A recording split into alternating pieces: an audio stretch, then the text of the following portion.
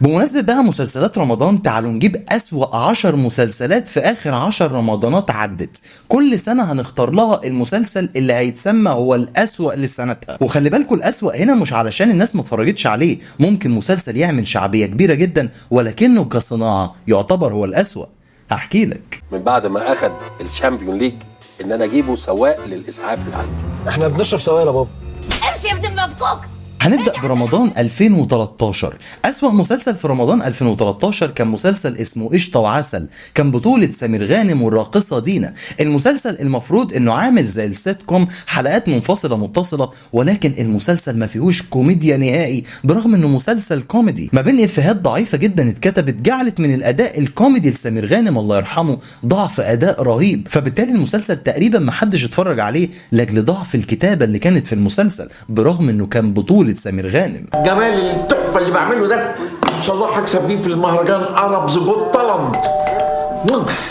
رمضان 2014 كانت أسوأ تجربة فيه هي تجربة مسلسل أنا عشقت بطولة أمير كرارة، اللي أنا من وجهة نظري وفي اعتقادي إن أمير كرارة عمره ما هيرجع يكرر التجربة بتاعت مسلسل أنا عشقت من تاني، مش عشان المسلسل مكتوب وحش أو إخراجيا سيء، ولكن بسبب إن كتابة المسلسل ما كانتش لايقة على شكل ولا كاركتر أمير كرارة أصلا، فبالتالي أداء أمير كرارة للشخصية لا أقنعنا إحنا كمشاهدين ولا كان أمير كرارة مقتنع بالشخصية وهو بيأديها، فبالتالي هتكتشف إن المسلسل الوحيد اللي ما خدش حقه مع أمير كرارة هو مسلسل أنا عشقت اللي الناس تقريبا دايما بتنساه. يا حاج ايه اللي بتقوله ده؟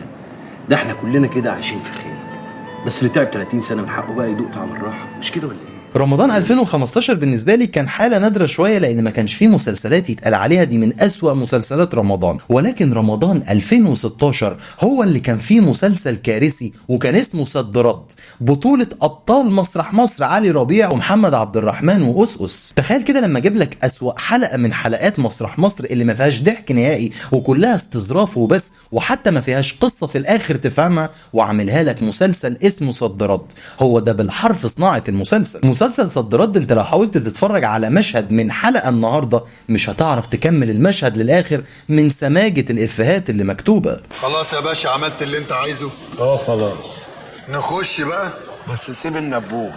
ايه النبوت ده؟ رمضان 2017 كان فيه مسلسل تقريبا محدش سمع عنه وهو مسلسل اسمه شاش في قطن، كان بطولة بيومي فؤاد وهشام اسماعيل وفنانين تانيين شاركوا في العمل، ولكن المسلسل زي بقية المسلسلات الكوميدي اللي ما بتنجحش نهائي علشان ضعف الكتابة والاعتماد على خفة دم الأبطال اللي في بعض الأحيان أو في معظم الأحيان دمهم مش خفيف أساسا لأن احنا تعودنا على طريقة الكوميديا بتاعتهم. يتعمل مسلسل شاش في قطن اللي ما نجحش نهائي لسنة 2017 وتقريبا ما حدش شافه، يعتبر هو الأسوأ لسنتها.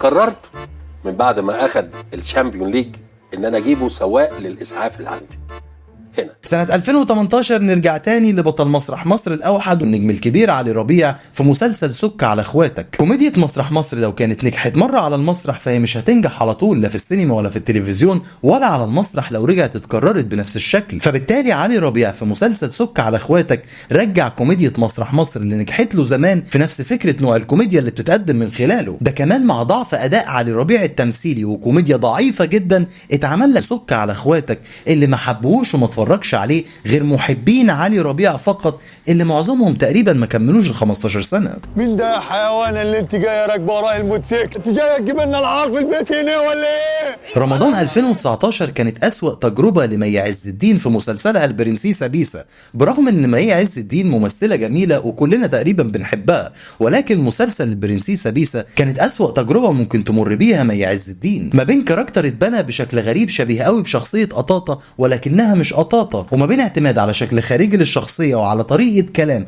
حاولت تجيب ضحك من الناس ولكنها فشلت برضه. كان مسلسل البرنسيسة بيسا اللي حتى محبين مي عز الدين رفضوا المسلسل او ما اقتنعوش بيه واتمنوا لو كانت عملت حاجة احسن لرمضان 2019. امشي يا ابن مفكوك.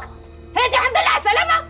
ما كنت تسكت يا اخوي، كان لازم ترد وتجيب لنفسك الكلام. رمضان 2020 أسوأ مسلسل فيه كان يعتبر واحد من أسوأ المسلسلات الكوميدي في تاريخ الدراما المصرية إن لم يكن هو الأسوأ من وجهة نظري، وهو مسلسل رجالة البيت بطولة أحمد فهمي وأكرم حسني. أغرب مسلسل كوميدي ممكن تشوفه في حياتك هو المسلسل اللي معتمد على رخامة الإفيه في كتابته، يعني أنت ممكن تعتمد على فكرة رخامة الإفيه في مشهد أو مشهدين في مسلسل 30 حلقة، إنما إنك تعتمد على كتابة سكريبت كامل لمسلسل كبير 30 حلقة كله بيعتمد على رخامة الكوميديا مش على الكوميديا نفسها، ساعتها يبقى في كارثة حصلت. خصوصا كمان ان تعليقات الناس على الفيسبوك لأبطال المسلسل على المشاهد اللي نزلوها على صفحاتهم من المسلسل ما كانتش لطيفة تماما، وكأن المسلسل عمل حالة من الغضب عند الناس بسبب ان ده مش نوع كوميديا يتقدم لا في رمضان ولا في غير رمضان.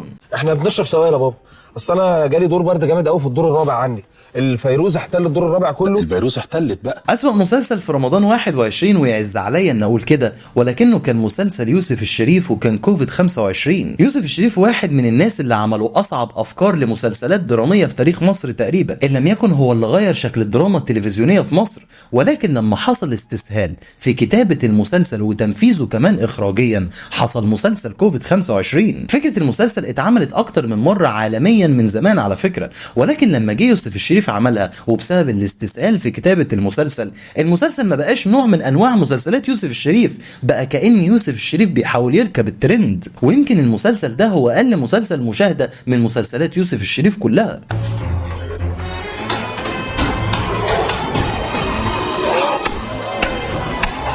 أسوأ مسلسل في رمضان 22 ما كانش سيء علشان الأداء التمثيلي، لا الأداء التمثيلي كان كويس جدا، ولكنه كان سيء بسبب ضعف الكتابة أو اللخبطة اللي حصلت في الكتابة وكمان اللخبطة اللي حصلت في الإخراج، وهو مسلسل المشوار بطولة محمد رمضان. مسلسل المشوار وحسب ما اتقال سنة 22 إنه كان بيصوروا وهم مش عارفين نهاية المسلسل، وإن نهاية المسلسل تم ارتجالها أثناء التصوير، ده غير إن اتغير أكتر من مخرج أثناء تصوير المسلسل نفسه. فبالتالي بعد ما استنينا 30 حلقة في المسلسل عشان نشوف نهاية القصة ايه، اتضح ان مفيش نهاية قصة، وان نهاية القصة كانت ضعيفة جدا. وده تقريبا كان اول مسلسل يفشل لمحمد رمضان، وكان يعتبر اسوأ مسلسل لسنة 22. على النعمة انا لو حلفت لاصحابي على المية تجمد محدش هيصدق انك فتحت لي بنفسك. مبسوط في الشغل معانا؟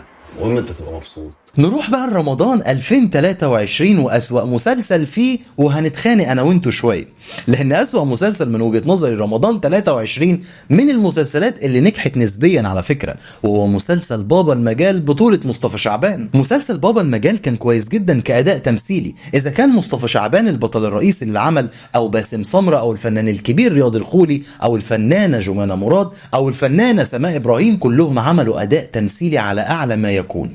ولكن مشكلتي في حاجتين: الإخراج للمسلسل وكتابة القصة اللي كان كل وزن وقافية للسيناريو والحوار اللي اتقال. المسلسل في بداية قصته يحسسك إنه مسلسل كويس لأن التيمة دي دايما بتنجح خصوصا في رمضان، ولكن مع الوقت وبسبب السيناريو والحوار تكتشف إنك بتتفرج على مهرجان شعبي الوزن والقافية ما بيخلصش فيه أبدا، فتلاقي نفسك للحظة داخل قوي جوه المسلسل بسبب عبقرية الأداء التمثيلي، ولكن يروح مخرجك السيناريو والحوار وطريقة الكلام من الاندماج اللي انت كنت فيه وانت بتتفرج على المسلسل، ويخلص المسلسل وتخلص القصة الضعيفة وتحس ان المسلسل ده كان محتاج مسلسل علشان يبقى مسلسل تتفرج عليه. فبرغم الاداء التمثيلي اللي كان كويس جدا من كل ابطال المسلسل، ودي الحاجة الوحيدة اللي شفعت له وخلتنا نتفرج عليه لاخره، الا ان القصة والسيناريو والحوار كانوا ضعاف قوي في العمل، فبالتالي الاخراج ضعف لاجل ضعف القصة. ده غير كمان ان الاخراج ما كانش قوي زيادة انه يحسن من اداء القصة في الكتابة. وليه قوة جبرية؟ ده احنا اهل في بعضينا، والجماعة كانوا ماشيين لوحدهم من سكان. دول بالنسبة لي كانوا أسوأ 10 مسلسلات لآخر 10 رمضانات ما عدا سنة 2015 اللي انت اختار لها أسوأ مسلسل. شوف انت ايه أسوأ مسلسل ليك في 2015 وقول لي عليه، وقولوا لي كمان رأيكم في المسلسلات اللي اتكلمنا عليها، هل هي فعلا من الأسوأ ولا أنا كنت محبكها زيادة؟ مستني رأيكم في التعليقات.